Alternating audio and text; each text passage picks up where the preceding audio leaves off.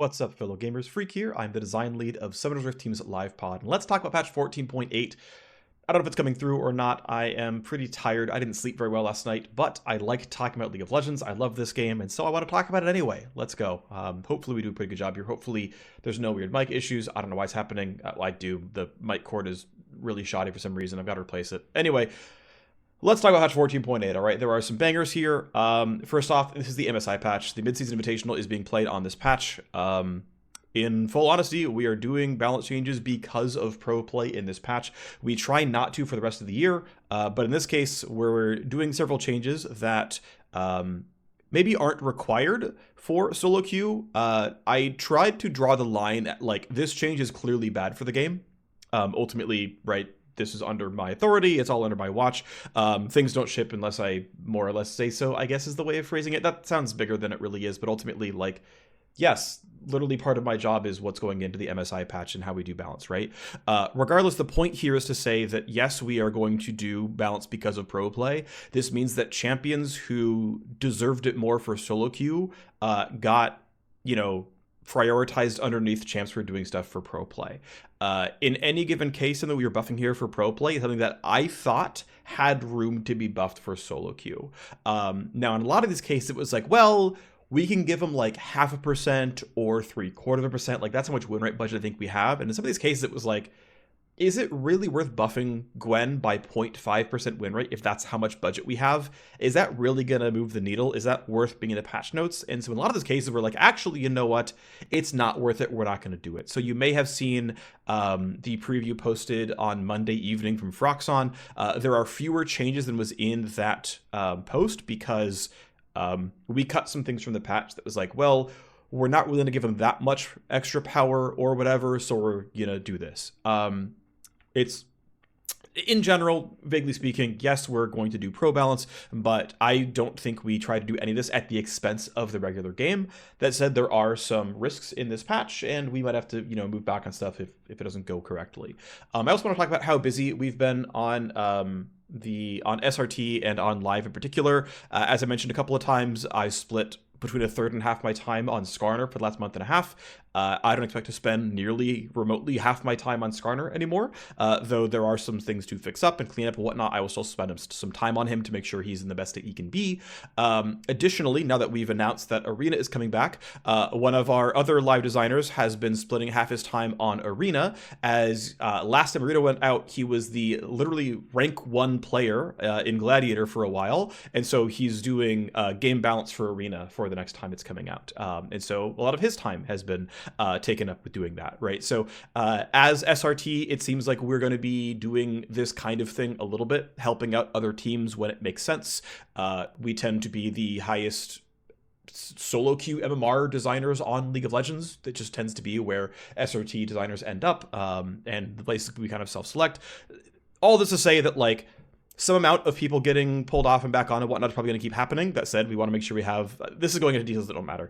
Ultimately, this is to say that, hey, one of our designers is spending half his time doing arena balance, which of course means that we are not, at full trajectory.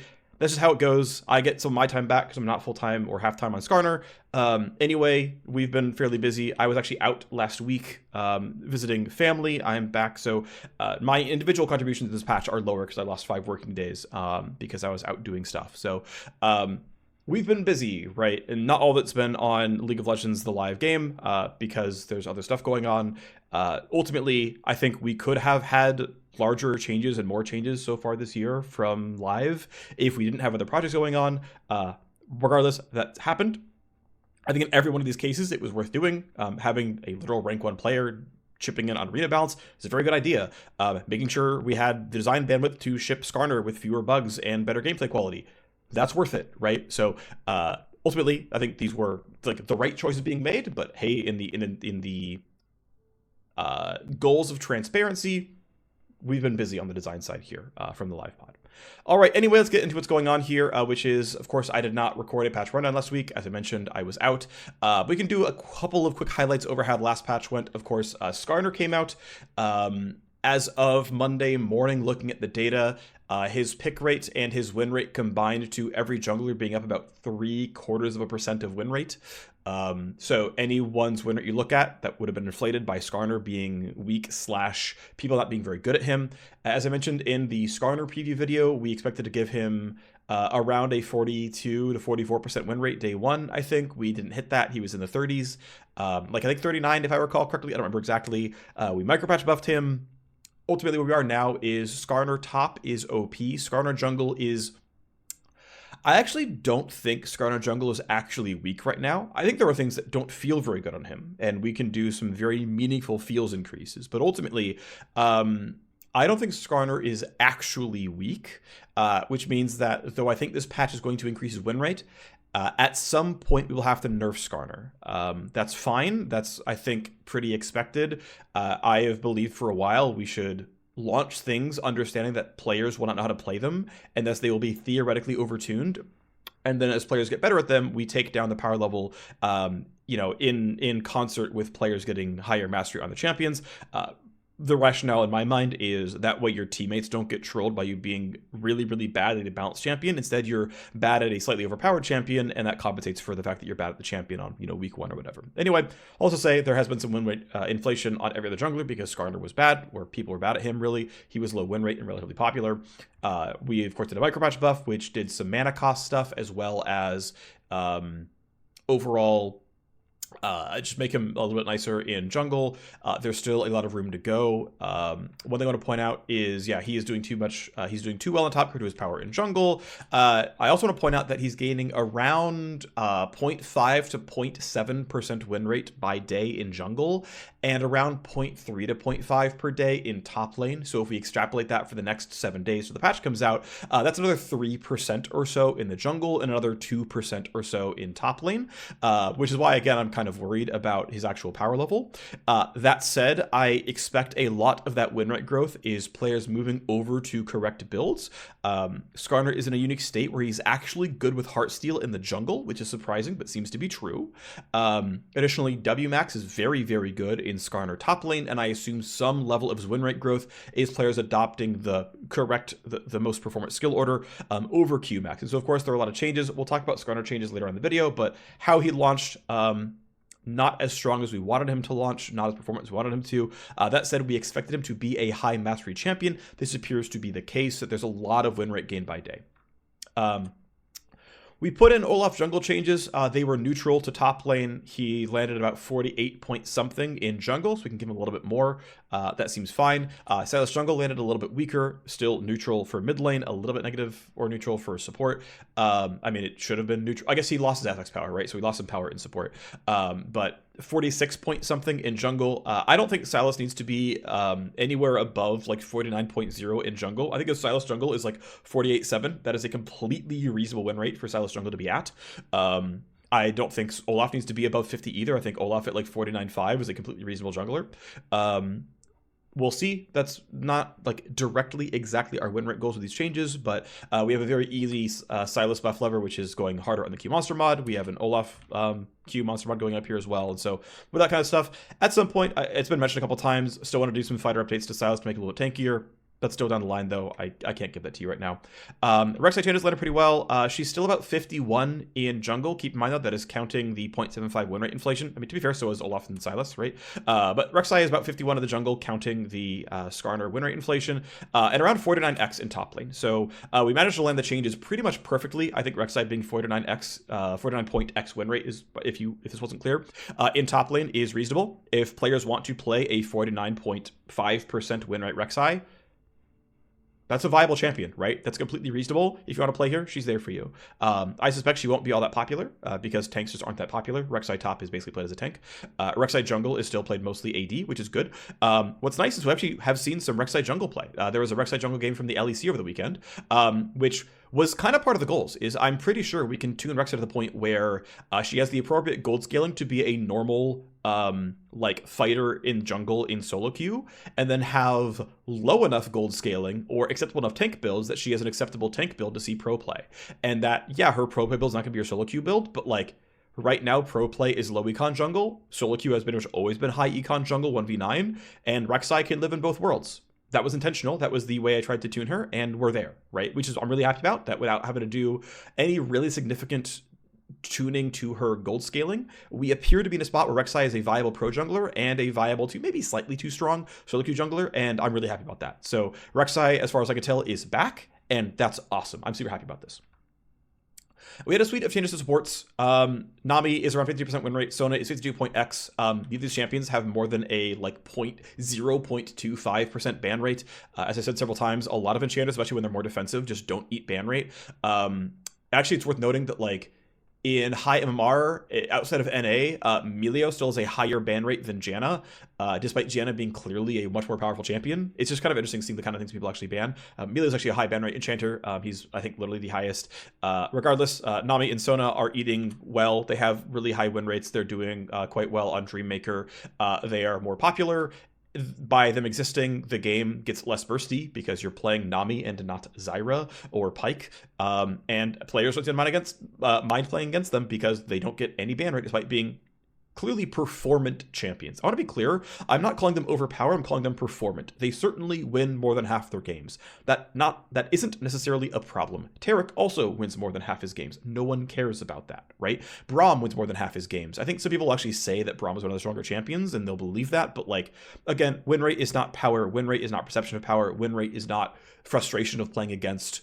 It is a measurement. It has value, but these champions seem to be very comfortable at 52, as are their opponents, and so great. We've locked these champions in at successful win rates.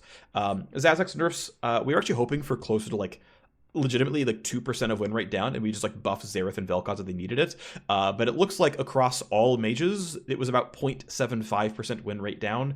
Mandate added a little bit more. Janna lost about 1% win rate on total on Zazek's mandate builds, so neither of those items were nearly as impactful as we thought they would be for changes. Ultimately, we're probably not going to do any real follow-up here. We got people who were considering Zazek's versus Dreammaker to go mostly Dreammaker. That was intentional. Karma is slightly more performant on Dreammaker than Zazek's. Janna is pretty close to that boat now as well. That's really the bar here. And then ultimately, if we have to like go shit more brand nerfs or Zyra nerfs or whatever, we can. Zyra doesn't really have a player base outside of support. And she could probably be like 51 in low, and that's fine to be a reasonable champion. Again, I'm not going to even follow up here, but just kind of saying how the patch went. We got lower magnitude than we kind of wanted, but it's okay. Alrighty, so we are doing some follow-up changes to Scarner. As mentioned, he is pretty OP in top lane. He's, I mean, probably long-term OP in jungle, but he feels kind of bad. So we are doing several nerfs to top lane. We are nerfing the mana cost on W by 10. We are nerfing the damage on W by 10 to 30, which is a very, very big deal. I did some deep diving into his builds, and though if you look at public data, you'll see that Doran's Ring is a higher win rate first item than Doran's Shield. If you control for maxing W or not, essentially what it comes down to is if you are already maxing W, Doran's Ring and Doran's Shield are of similar power levels. So I don't think he needs to have really, really meaningful mana reshapes to like make Doran's Ring not matter as much or something, or even like a meaningful AP ratio changes such that if you want to build Leandri's third, you can. That's fine. But ultimately chose not to nerf the AP ratio because I don't believe the item is actually stronger than Shield. It's just correlated with going for W max, which is obviously his better build right now. So anyway, flat damage off of W, mana cost off of W, to say if you're all you're gonna do with lane is just spam W and trigger Comet, it's gonna be worse for you. There's also a very light mana reshape to his mana growth versus his mana regeneration. We maybe could go a little harder here, but I went kind of light. What this boils down to is because all of the outputs of Fimbulwinter are based on max mana or current mana, the more total mana pool this champ has, the more max HP he gets, the more shielding he gets. So if we can shift Skarner's mana from base pool toward regen, that makes him less good with Fimbulwinter. Fimbulwinter right now is very clearly dominant in top lane. It's his best item by far, and it's nowhere to be seen in jungle because junglers don't have real mana costs because they have so much mana regen. And so by slightly lowering his Fimbulwinter synergy, it's a very, very light tap away from its power in top lane, which doesn't matter at all in the jungle. Okay, so those are the only like strict nerfs to the champion. They are, of course, nerfs here. These are nerfs that are meant to affect top lane a fair bit. 0 to 30 damage off of W is the primary one here. However, there are some jungle and everywhere buffs. Yeah, let's talk about them. First is the cast time of Q1. I mentioned this in the Scarner preview that I knew the spell was going to feel kind of slow. The best thing we could try to do was make sure that it dealt enough damage to feel good. It does deal a pretty good amount of damage. We're, to be fair, going to give it more damage this patch. Compensation for the W nerf. What it comes down to, though, is we are putting the Q1, the pull out the rock cast time, as low as we can reasonably put it. I think it's pretty much at the floor, going from 0.5 seconds to 0.35 seconds. That's pretty good, right? It's, what, 30% off the cast time. That's going to feel meaningful. Basically, you're allowed to move after the animation clearly shows the rock getting pulled out of the ground, but you're not waiting for the recoil before you can start moving and attacking and whatnot, and so you will feel this. This will feel better. Realistically, this is the floor. There is an art bar of it has to feel meaty to pull this thing out of the ground. I actually want to do one deep dive here because I read through a lot of the prep sheets and lore stuff around Scarner. So Scarner is technically magical, but he is not meant to be magical in the way that Talia is like a actual earthbender and flings rocks at you through magic. Skarner's use of magic is meant to empower himself. That he's so strong, he rips his boulder out of the ground. He's, he creates these shockwaves by slamming his body into the earth and going through, right? He tunnels through, the walls and then pins you to them, right? Like, those are like vaguely magical things going on, but it's him using magic to empower himself. And that is like, this is a thing that we think is important, that like, this tells the story of who the champion is. I will say, like, myself as a gamer and as a designer, someone as well, because I can't like divorce my own opinions from my design skills. I am very gameplay first. I like when art is good. I like when games are pretty. That's nice. Certainly there are games where their art styles are turn off to me, whatever. But like, I'm always so gameplay first, and I think that's important for a competitive game like a MOBA, right? That the gameplay is good, obviously. But I'm always going to be bad at valuing the artistic side of things correctly. But the artistic side of things absolutely matters, right? Like, that's just true. And it's true for most League of Legends players as well, like overall. I don't want to dive too deep into the fact that art matters, because art really matters. But at the end of the day, Skarner is big. Skarner is strong. Skarner uses magic to empower himself. He will not apparate a rock into his claws or his tails. He will rip it out of the ground. That is who he is as a person. That is like the entire suite of like how this champion is meant to function. And so that's not going to move ever. We can do everything we can to make sure that the heavy cast animations that he pays are worth it. That is important. We should do that. But at the end of the day, that is important. Anyway, cast time has been brought as low as we think it can. It just barely, I think, like crosses the art bar, and it hopefully is a meaningful increase in gameplay quality. The buff time of how long you're able to hold Q between landing an auto attack or doing something else has been increased from 3.5 to 5 seconds. This was unnecessarily short, especially with Q locking you in place while casting it. It was pretty easy to get into a spot where you didn't have it available. That said, Skarner players who learn the champion have the optimization of press Q, then press E.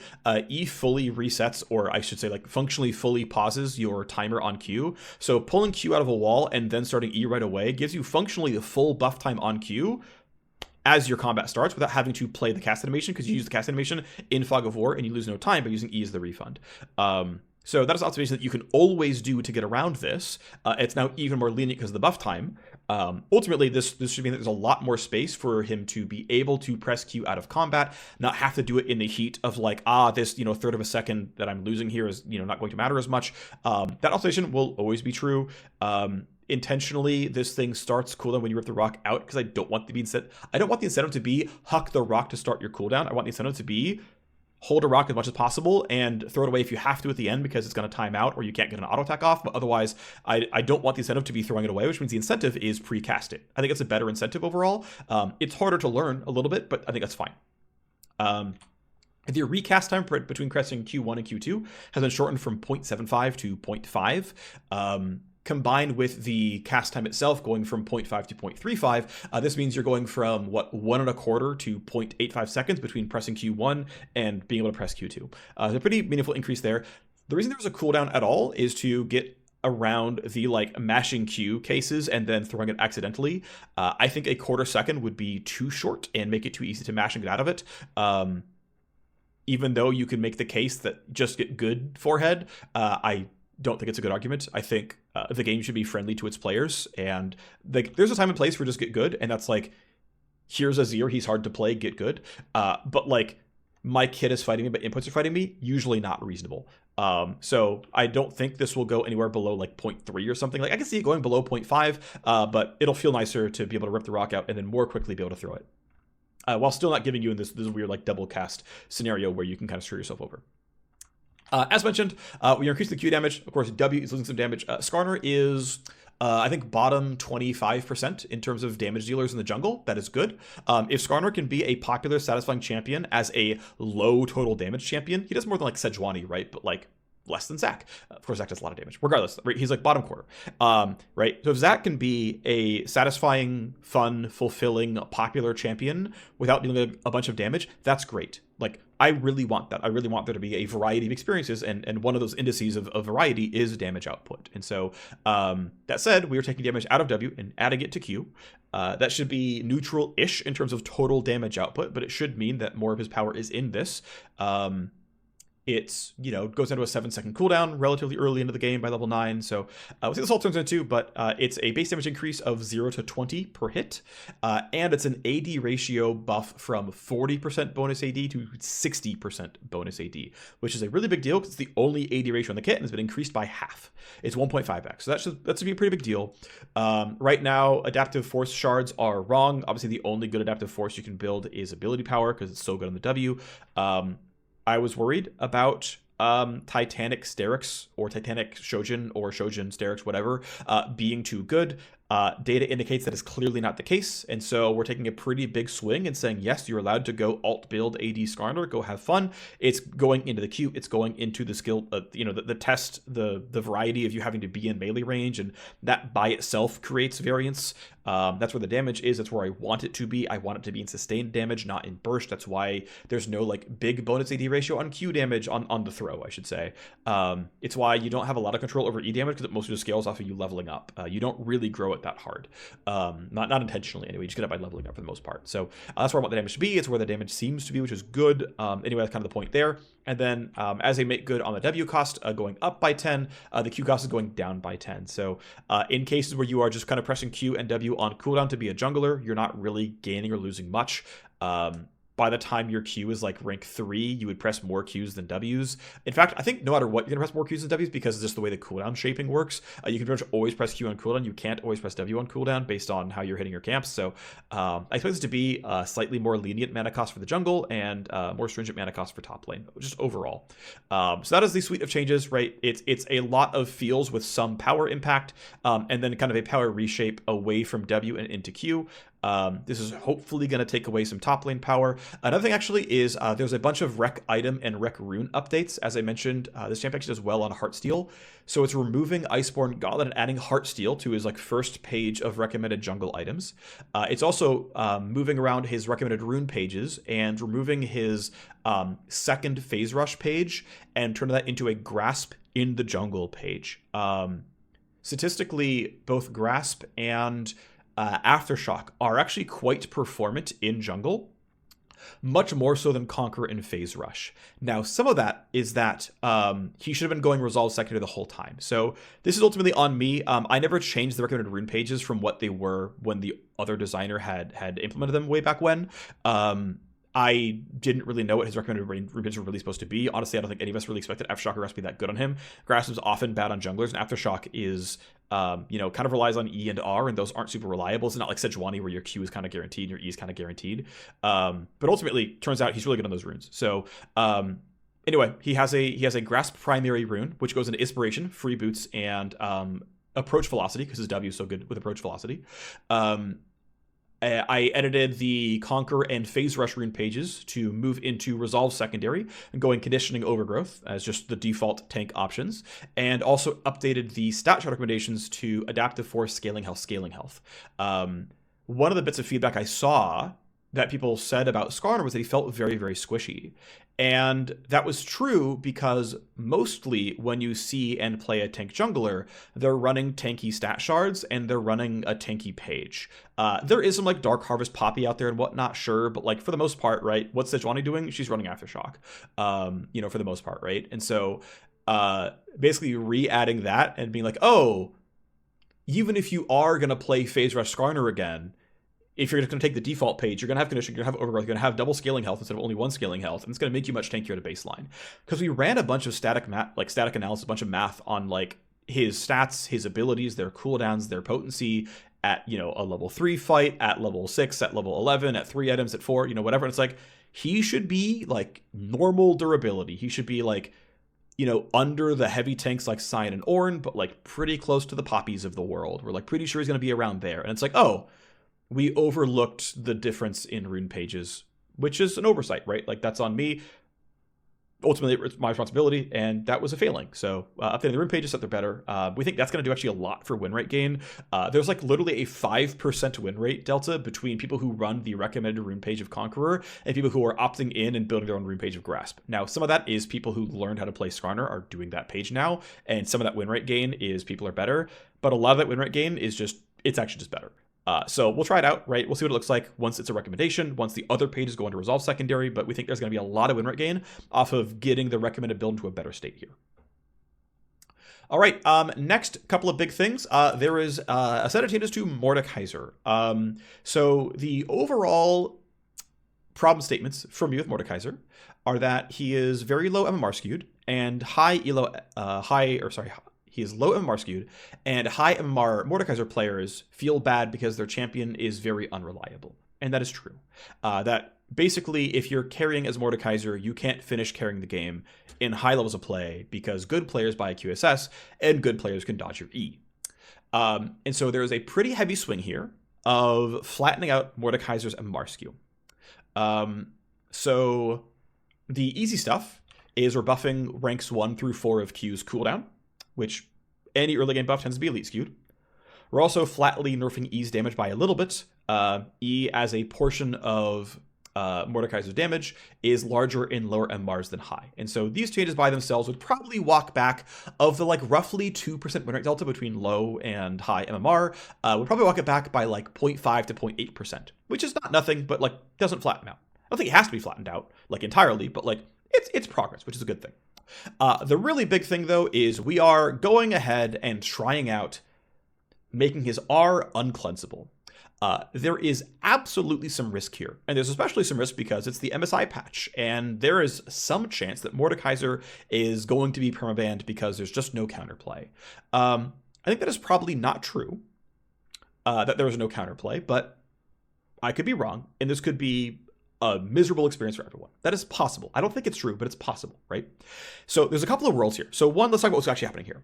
Quicksilver Sash, Mercurial Scimitar, Alistair R, Gangplank W, Milio R, Olaf R, and Rengar Empowered W will no longer remove Death Realm. If there's something I'm missing here that should remove this, but or that does remove it and shouldn't, let me know. The extra I'm going to put in though is the lens here is transitioning into the Death Realm is a crowd control effect, like conceptually, which means Fiora W will block going into the Death Realm. Being black shielded will block going into the Death Realm.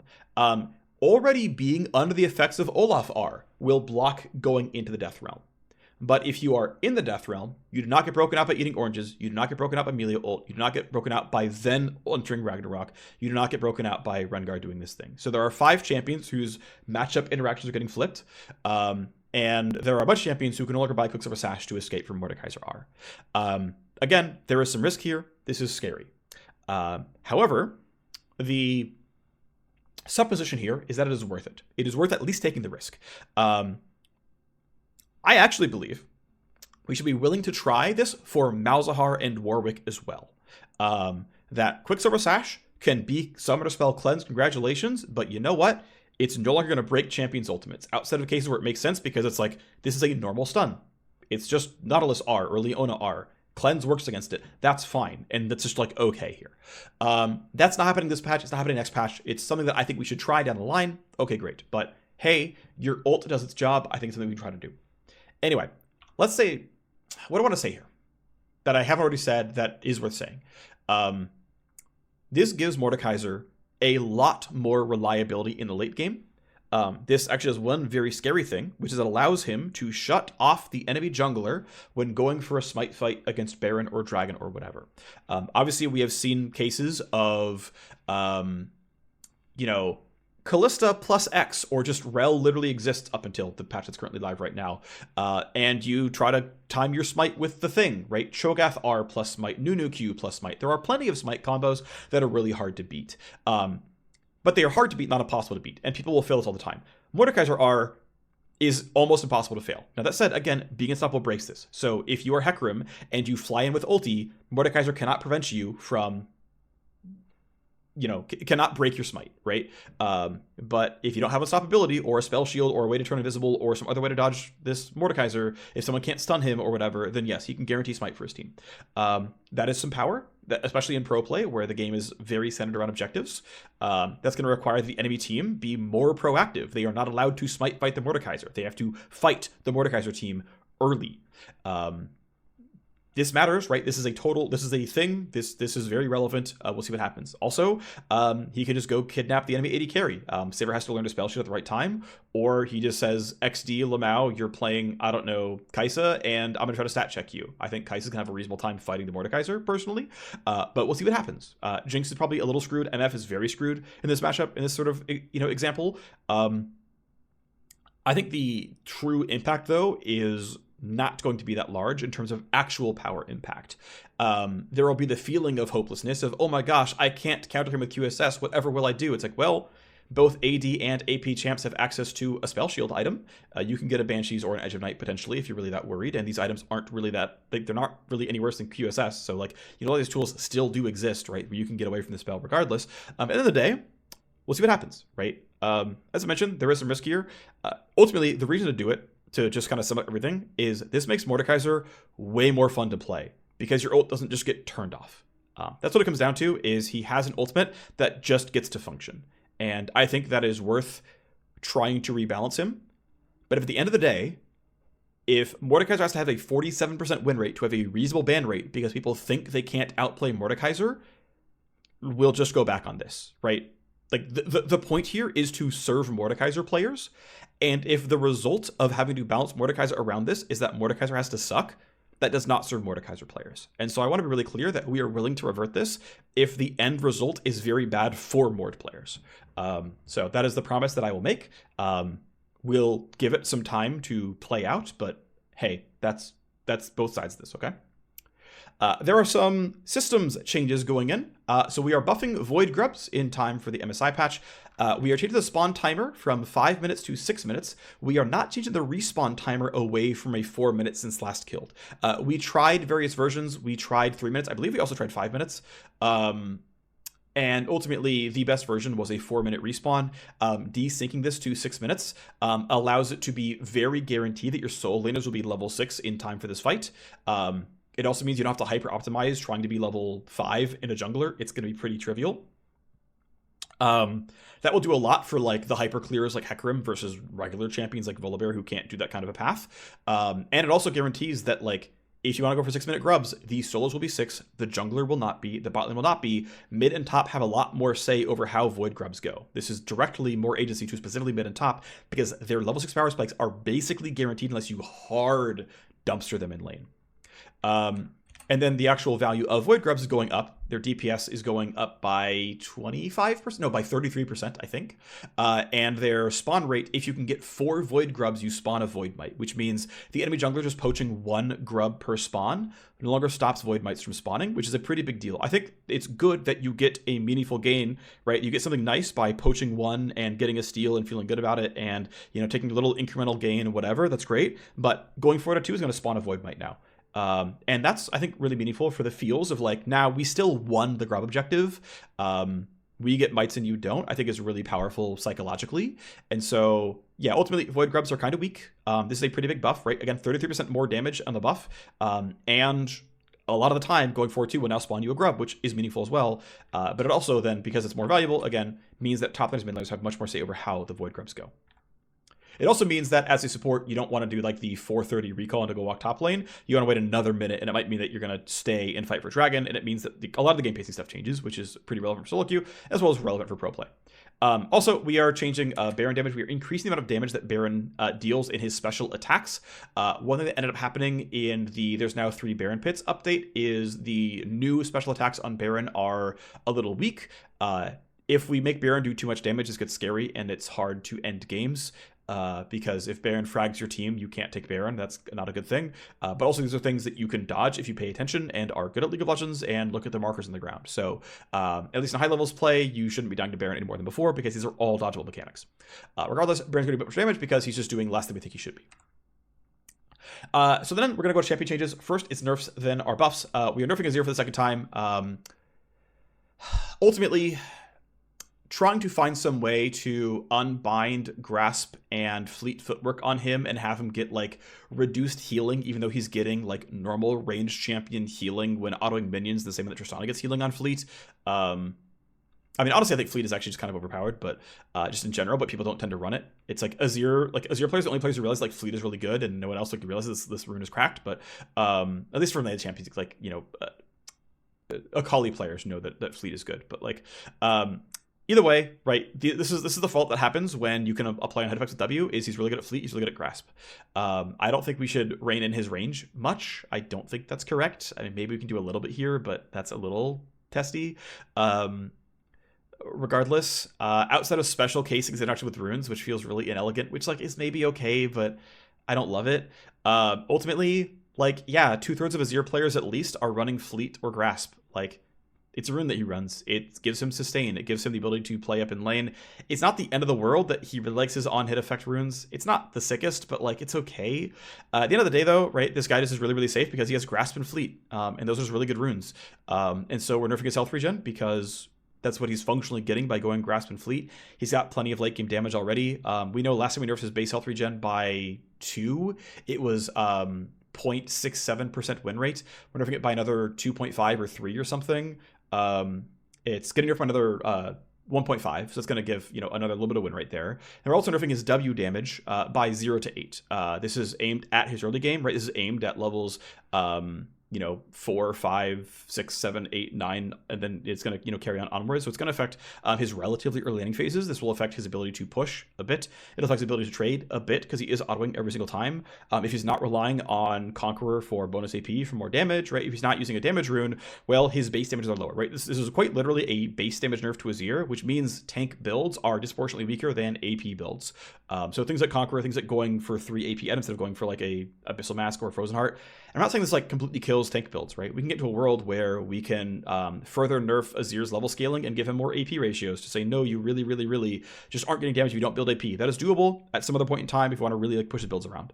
That's fine. But every time we looked at his builds throughout the year, it wasn't really super catching on that he was going tank Azir. Like even in pro play, it was still relatively rare he was doing tank builds. So yeah, there's like a couple of players who build it, but it's like, cool, there's like 4 players out of 100 pro mid laners who, it's like, I'm exaggerating a little bit, but like it never has really taken over as the primary builds. It was never a primary focus to delete tank Azir or like a bruiser style Azir builds from the game. It might be worth it at some point in time, but it's never been that pressing. Regardless, again, nerfing HP 5, nerfing W damage. The goal is early safety in lane and early push priority in lane. We are doing a Briar nerf because of low MMR solo queue primarily. She has a very, very high ban rate. She has a very, very high win rate, especially in lower MMRs. And so we are doing changes that we expect to be actually power negative, but also that can skew her down more in lower MMR and maybe give her a bit more power in higher MMR because she is very, very MMR skewed. So her health growth is going down substantially. She's going to have one of the lowest health growths in the game. That said, she prints health by just being in combat outright via her passive, so it's a little fake to say that she's squishy baseline because her E gives her flat health functionally, and her passive literally gives her flat health functionally, and her W2 gives her flat health functionally. So she's not. I don't actually have off the top of my head the like deaths per game for Briar right now. I could get it. It's not hard, but. Keep in mind she also has an int button, so she's gonna have inflated deaths per game anyway. But this is all to say that like Briar is not actually as squishy as her base stats because she gains health back in 3 different places on her kit, which means that, you know, any sort of base stat health stuff is going to be kind of fake. But anyway, growth stats tend to be MMR skewed, and so that's the case here. W attack speed is going down at ranks 2, 3, 4, and 5. Briar disproportionately deals auto attack damage in lower MMRs compared to higher MMRs because worst players are worse at peeling her off during W, and so lowering the power of her W is going to be more of a low MR skew than high MR skew. Okay, great. And we're buffing the actual cast range on Q by 25 to give her sort of slightly better short trade burst tools, whatnot. This is meant to be a high elo skewed buff, using your Q at the appropriate time and all this kind of stuff. That's basically the logic here. Not much to say. It's a relatively small set of changes, relatively simple change list. The goal, again, is to drop some power off in lower MMRs. We're nerfing Zac. We're nerfing Zac's HP 5 a little bit here. Zac is slightly on the strong side. That said, the heavy community chagrin around Zac is localized almost exclusively to English-speaking communities. North America has the highest ban rate for Zac of any server. EU West is second, and then obviously every other server is below the global average. NA and EU banned the most Zac. Who's on Reddit and Twitter? NA and EU players. So, yeah, for the, English-speaking community, y'all really believe Zac's overpowered. And, Zac is on the strong side, don't get me wrong. But, for example, in Korea, Zac's pick rate is higher in both top lane and jungle, actually wins more games there, and has a lower ban rate. In terms of how they actually feel about Zac, in Korea, they're like, Zac's good. We play Zac some. That's okay. And NA, he's literally lower win rate, lower pick rate, and higher ban rate than every other server in the game. Sorry, the ban rate's higher than every other server in the game. And just NA just hates Zac. So this is the kind of thing where, again, I'm going to try to listen to the global audience as much as I can and what everyone believes, not just what the Reddit audience believes. And it's I'm not saying you're necessarily wrong for the 9-ish% of players that ban Zac every game. But he's not the most pressing champ in the game, right? This champ is one, incredibly low MMR skewed, substantially so, in both top and support.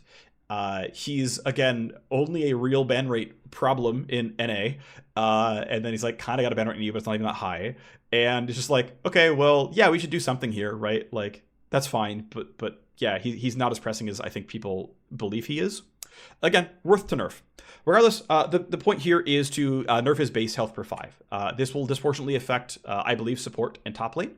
They use that stat more. Of course, support is not chain hitting waves, so there's just no way the amount of health regen from Zac support is not largely based on his base health per 5. And for Zac top, obviously he's going to press spells in the wave, but other top laners will contest blobs. And so the amount of health coming from health per 5 versus from the passive is disproportionately health per 5. Now, I'm pretty sure that blob healing in general is still somewhat top lane skewed. I don't think Zac jungle, everyone's out of health no matter what anyway. So the amount of health coming out of health regen vaguely at all, just is probably a top lane skewed output. But, the fact that Zac has really good late game healing is not necessarily a problem. Zac's power actually primarily comes from the early game. One thing I've noticed pretty heavily is ban rates are pretty highly correlated with early game power. There's a reason Aurelion Sol wins a ton of games and gets no ban rate, because Aurelion Sol doesn't beat you in lane. And you have champions like Zed who can kill you from level 6 and his ban rate's really high because he's frustrating right away. Shaco ganks you at level 3 and you die and he's frustrating right away. And you have, Samira and Draven who kill you right away and those champions get a lot of ban rate. And Caitlyn who wins her lanes and she gets a lot of ban rate. And Lux, who's an early lane build, she gets a lot of ban rate. And Karma, who's a lane build, gets a lot of ban rate. And you have Nami and Nami and Sona, who are just good champions but don't bully you out of lane, and people are it's Sona, that's fine. That's very, very replicable. It's very, very highly correlated. I'll also say that nerfing Zac's early game to make him feel like he can be beat in lane is, I think, very potent for lowering the frustration feeling of laning against Zac. To say, no, you're going to be really reliant on your blobs. In jungle, I think he'll be full health anyway, no matter what. In top lane, you can contest the blobs. In support, you're not even spawning blobs half the time. Of course, you're not getting poked that much often either, but regardless, whatever. I think this will be a very meaningful lever for nerfing top Zac. In the case of Azir, 2 health per 5 was 0.67% win rate. A couple years ago, 0.5 on Riven was I want to say it was 0.6% win rate. But Riven has no other ways of getting your health back. So the Zac changes here are 3 health per 5 off, which is probably going to be somewhere more important than Azir's changes, but less important than Riven's changes. And so, I don't know, 2% win rate, maybe? I couldn't tell you for sure. Probably a little bit under 2% win rate, but I don't think he needs to move that far. I think he needs to feel like he can be assaulted in lane, and I believe 3 or 4 health per 5 is going to do that. And if we get it wrong, we just revisit him in 0.9. And if it has to be the passive healing, it can be, but yeah. We are nerfing Zeri. Zeri pretty much immediately jumped up to be the most picked AD carry in pro play. I believe that usually pro teams tend to undercorrect as opposed to overcorrect when meaningful changes are made. So, for example, Kassante's presence continues to wane patch over patch. I think Varus and Kalista are almost on their way out compared to just playing Zeri, Jinx, Aphelios almost every game. And you don't only play Aphelios if you can't play Zeri or Jinx, is what I believe the current state is at right now. But Zeri immediately shot up to be the most played AD carry, and I think that would increase on its own. Even though we nerfed Static Shiv, and I think it was correct to nerf Static Shiv, nerfing an item that someone builds tends to not garner the attention that nerfing a champion directly would do. I don't think Zeri has to go very far. I don't think that Jinx had to go very far. But you know, we gave Infinity Edge 10 crit damage. We gave LDR 5 armor pen at item like 3 and 4. And everyone's like, my champion has arrived. At item 3, I'm stronger. Otherwise, I'm weaker. He's Zeri's best champion in the game. It's like, really? That's wild. But yeah, Zeri and Jinx like doubled their pick rates. Anyway, Zeri is just one of the hyper carries of League of Legends. Like, that is true. Zeri, Jinx, and Aphelios are the just like poster child. I build crit. I 1v9 late game. You peel for me. I win you the game.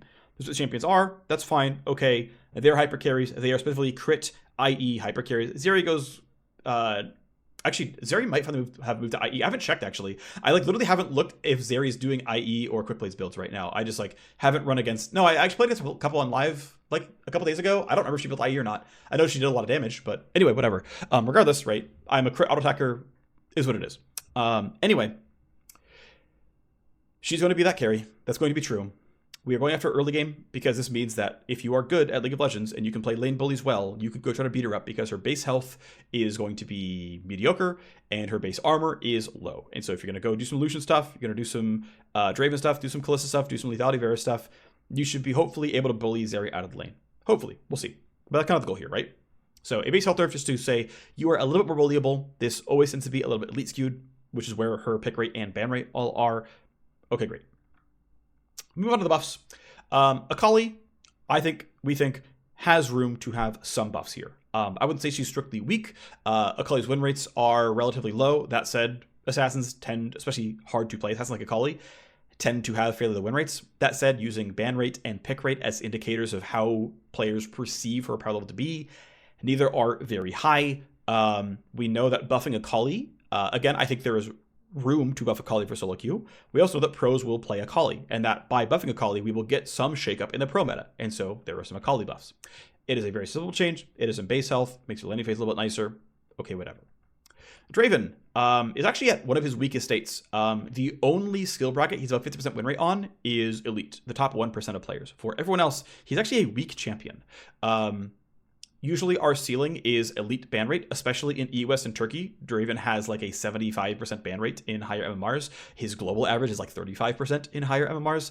But yeah, Draven is at one of his weakest states. And if he's like sub 50% win rate for 98% of players, maybe it's correct for Draven to be sub 50 because he's one of the slightly harder to play marksmen, but also this champ's been around for like 12 years. People have learned Draven by now at this point. And also Draven is somewhat heavily one-tricked. I don't have data for you on what that should mean for his win rate inflation or if there should be at all. But instinctively, if the only MR bracket where Draven is above 50 is the top 2%, honestly, this champ just has room to be buffed and he's going to have a ban rate and that's fine. So we're giving some Draven buffs and that's reasonable, I think. Galio. Galio's around 50% win rate now in solo queue generically in mid lane. He's like 48-ish in support. He's not very good over there. And so we're giving some buffs that actually incidentally skew support. Those weren't the primary goals of the changes, but the fact that they skew support is fine. The primary goals here, though, were to buff mid. 5 move speed puts Galio at 340, which is like normal melee champion move speed. He's got a dash on his E, he's got a teleport on his R, but he self-slows on W. It's fine. He has normal melee champion move speed. I think that's fine to give him that. I think he's relatively inoffensive. And we're buffing his Q cooldown at ranks 1 and 4. Same cooldown at rank 5. He maxes Q first, so in mid, you're getting a little bit of buff off his Q, and you're getting almost 1% win rate off the move speed. For Galio support, he probably uses the move speed even more, and he never maxes Q. At least he shouldn't be, so he uses his Q buff way better. I don't think Galio support's going to be super strong by any means, but, you know, basically we're saying, hey, we think Galio can be a 51% win rate mid laner generically, and that's probably reasonable for the game. because he's like not bad now, but we think he could eat some of the win rate that is kind of like left on the table by like, you know, champs like Zed and Hwei like being sub 50. Graves, we're doing changes that I believe pretty strongly are really good for League of Legends the game. I don't believe this will get Graves into the pro meta unless there's a really, really big meta swing. But we are making Graves care way more about auto attack items. So the rate at which his reload speed gets faster from bonus attack speed sources, so Legend Alacrity, Stat Shard, Zerk Greaves, that's a rare option, of course. Storm Razor, not that rare of an option. Any of those sources will hasten his reload speed faster than it currently does. And again, every Graves already runs Legend Alacrity and the Stat Shard, so even if you are playing Lethality Caster Graves, you're still going to reload faster. Full stop. We're also buffing the crit damage ratio functionally on the pellets, which means continuing to build crit items instead of going like Yomu's Cleaver or whatever, will also be more powerful. I think Graves is better designed if he is mostly an auto attacker. Most of his damage does come from auto attacks, to be fair. More than half of it comes from autos. But the more that Graves is about landing big autos and the less he's about landing huge burst combos with QR and lethality builds, which means giving him the kit incentives to build not lethality, I think is much better for the champion. Now, I don't think Pro has a lot of teams who are willing to play high econ junglers. If they're out there, they might decide to play Graves. This is meant to be a pretty solid buff. That said, we really, really don't know the magnitude of this change. This could somehow mean absolutely nothing. This could be absolutely massive. It is really hard to know because we've never really modified this before. We know this change is going to be like 0.5% of win rate. And so we're being a little bit risk averse because we don't know this result here. If this is 1% of win rate, he's gaining 1.5% for the patch. That's a really, really, really big Graves buff. This is nothing. He's still bad. He's still weak, and we can buff him again later, but it means we missed the boat on MSI. Ultimately, because I believe really strongly, like, these are really good changes for Graves. This means we're basically picking changes that we really don't think will put him at MSI at all, but are really good for the champion and League of Legends as a whole. Hwei, we're buffing the AP ratio on the passive and the AP ratio on the QQ cast. The read here is basically his gameplay designer is saying that he feels that QQ is getting underutilized, it's getting overshadowed by QW and QE, and so it's why we're picking this as one of the targets here as making sure the incentives are in the right place where you can kind of cast each of your spells. Passive ratio going up as just a place to put damage. I didn't spend a lot of time thinking about this one. I was not the one doing the changes, but I signed off as like, this makes sense. Giving Hwei more damage seems reasonable. And so he's getting a bit more damage, specifically in gold scaling. Hwei, I don't think has a ton of room for buffs. He's still gaining a bit of win rate, patch for patch, around 0.5% by patch. Long term, we probably will end up wanting to nerf Hwei. That said, he's not overperformant right now. Again, he's probably not actually weak. And I'll be really clear. I don't think any of us believe Hwei is weak. Hwei is not as performant as our mages. That doesn't have to be a problem. This is really like, hey, we're adding a buff here to create a little bit more variance, a little bit, broader champion pools in pro play. It's meant to be a light buff. It's meant to be like a 1% win rate. It's not meant to be a huge deal. But yeah, we expect he'll gain something here. And, we're going to see more Hwei than we would have otherwise at MSI because we wanted to push him in a little bit. Yeah, that's what's happening here. Buffing Jarvan, we undershot on the Jarvan buffs 2 patches ago. We finally had some space to do it here. Obviously, it's a one-line change. This is reverting half of the passive damage nerf from a while ago. Not much to say here. It's a Jarvan buff. Jhin, we are giving around 1.25% win rate to. Jhin is, I believe, a champion who can sit at around 51% win rate. Right now, he is low MMR skewed, and we'd like to unwind that a little bit here. The math on the Q damage ends up being a little bit early game skewed and then very, very late game skewed. But the primary buff is in like the 1 through 7 scenario, and then the mid game it's not as big of a buff, just the way the math works out. And then as far as the passive move speed, just the baseline before attack speed ratio, move speed on landing a crit is going up, which I think will be a little bit elite skewed here. And ultimately, yeah, I think Jhin could sustain a pretty reasonable win rate, and I think Jhin is a cool guy, and yeah, I think he's a style of champ we don't have very many of in pro play, nor really in solo queue. And so if Jhin is relatively popular and this creates like, a greater variety of experiences in League of Legends, that's probably a good thing. Kai'Sa, speaking of variety, Kai'Sa is pretty much anytime people can pick Kai'Sa, they will. She is an extremely, extremely popular champion. And it's funny, like, I remember reading the Reddit thread about the changes on PvE or the patch PvE, I don't remember which one. And one of the comment changes was about how They hate anytime Kai'Sa is viable because she eats up the entire metagame, because she's so popular. And it's weird because it's not inaccurate. Kai'Sa is a really, really, really, really popular champion. And so she's remotely viable. Her pick rate is massive. And that's a weird thing to reconcile because on the one hand, if we say a primary goal for League of Legends is variety game to game, we have to intentionally leave Kai'Sa a little bit weak. I don't think Kai'Sa has a very sharp mastery curve. Like there aren't a lot of reasons why Kai'Sa should be sub 50% win rate, other than the fact that she is completely omnipresent and feels like she warps the game around her, even if she is like theoretically, mathematically, I've done the analysis and I've used the beakers and she's balanced. It doesn't feel that way because she's in every game. And so that kind of means she's getting punished for being popular, which kind of sucks.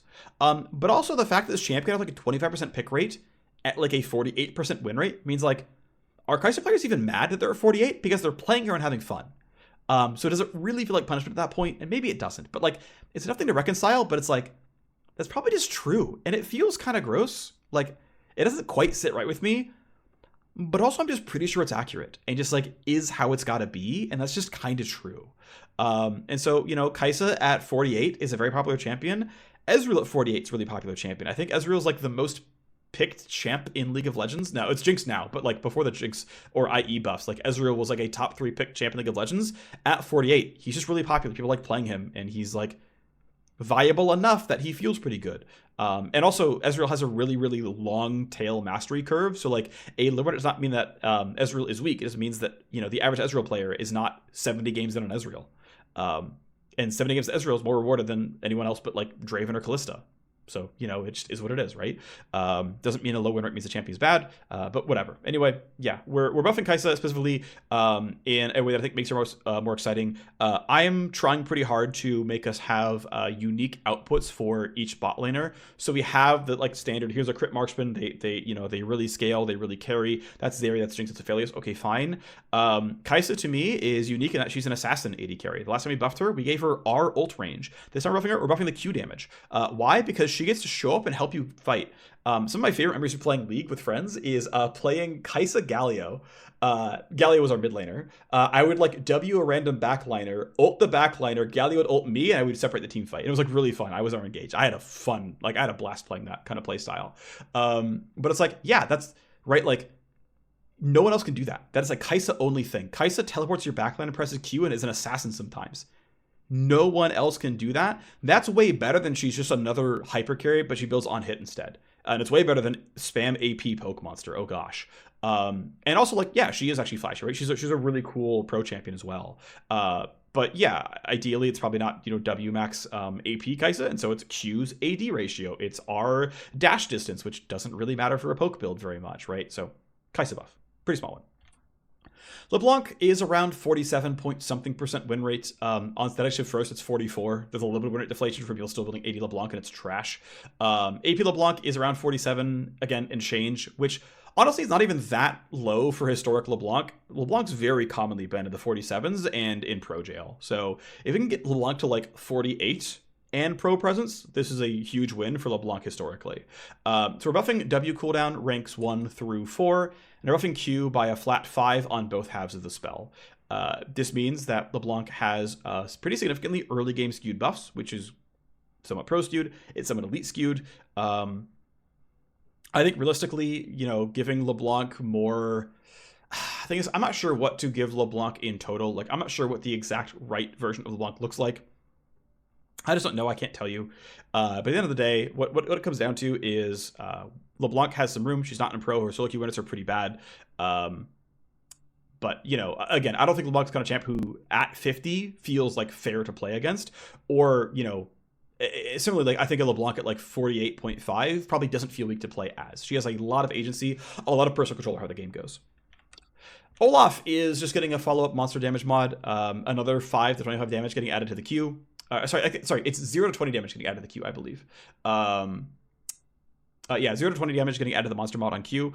So his first clear is not really getting changed until he gets 2 points into that spell. But ultimately, this is his mid-game clears get better. His second clear, you know, gets better. Olaf is not very far off in terms of solo Q win rate, and so it's just a very, very small monster, you know, jungle-specific buff here. Ryze is getting some buffs. We are trying to intentionally skew a little bit towards solo queue here with Ryze.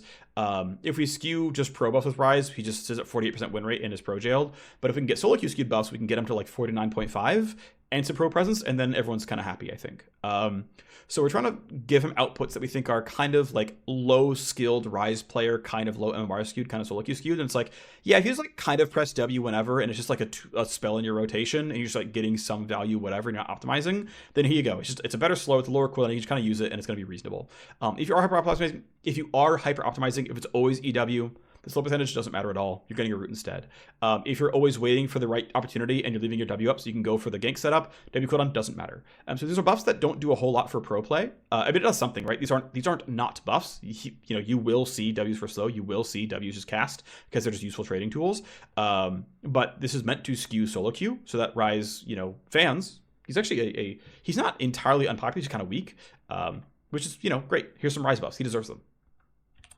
Sylas, I'm pretty sure Sylas is still not going to be quite in the right place here, but we're giving some monster damage on his Q. It was 40% 2 patches ago. It's 70% today, and it's going to 100% when this goes live in about a week. This will probably still put Sylas around like 47, 48 in jungle, I think. But it's a start, and if people actually have like a decent time playing 47% win rate Sylas jungle, cool. I think we can get him to like 48 or 49. I don't think the Sylas jungle should cross above 49, personally, unless we can like really get him away from being an assassin, which is just larger kit work. And that just takes time, right, to get through. So I can't promise you that anytime soon. There's just other stuff in flight. But yeah, I think getting Sylas to like a 48.5% win rate jungler would be a good thing. I don't think we'll quite get there, but this is a very easy lever and very easy to change, and we at least get directionally something that we want. That's just a very light buff to his base stats. This is 2 base armor and I think 0.25 MR growth. This puts his MR growth alongside other mid-range champions such as Rumble and Lilia.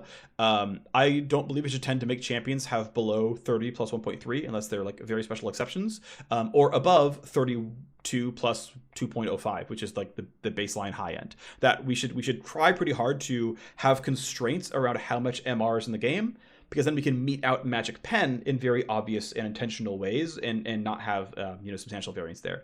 I think we should do the same treatment to armor, and we don't right now. But I think long term, having this treatment and saying here is the range of level 1 values for armor, here is the range of level 18 values for armor, and having enough constraints where we can say here's what lethality means, and we can say that Ashe and Jhin and all these champions all end at this number, and so we know what we can do with lethality there, would be valuable. That is a different project for another point in time. I think I've brought it up several times before.